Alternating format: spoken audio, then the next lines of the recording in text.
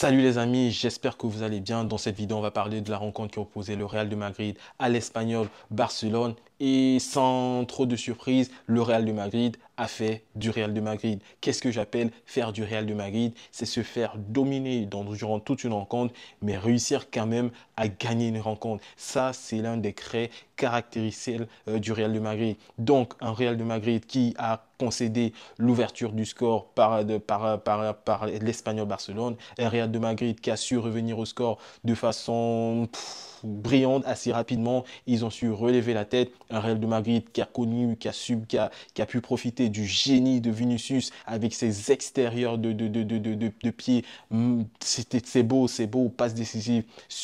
Pour Rodrigo qui permet au Real de Madrid de prendre l'avantage dans une rencontre qui était qui avait très mal commencé. Maintenant, on se retrouve avec l'entrée en jeu d'Henrik, pardon.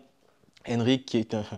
Franchement, ce joueur, c'est quelqu'un de très teigneux. C'est quelqu'un qui ne lâche rien, qui n'abdique pas et qui sans cesse continue à avancer. Ça, c'est un trait qui doit probablement plaire énormément à Carlo Ancelotti. Henrik, c'est un joueur qui, dans sa façon de jouer, je le disais encore ce matin, techniquement, ce n'est pas le meilleur, mais il est teigneux. Il continue, il avance et il ne s'arrête que lorsqu'il réussit à atteindre ses objectifs. Et ça, c'est très bien, c'est une très belle performance. Il permet au Real de Madrid d'obtenir un penalty concrétisé par Kylian Mbappé qui marque encore à nouveau, mais sur penalty, très peu de buts dans le jeu, beaucoup de buts sur penalty. C'est un peu ça la controverse de ce joueur. Rodrigo, buteur. Rodrigo qui se fait sortir une fois de plus à la place d'Henrik. Et je l'avais dit, pour moi, celui qui va subir les frais d'Henrik dans cette équipe-là du Real de Madrid, c'est probablement Rodrigo. Vinicius, trop difficile de les déboulonner. Kylian Mbappé est arrivé avec un statut, donc difficile de le retirer, difficile de ne pas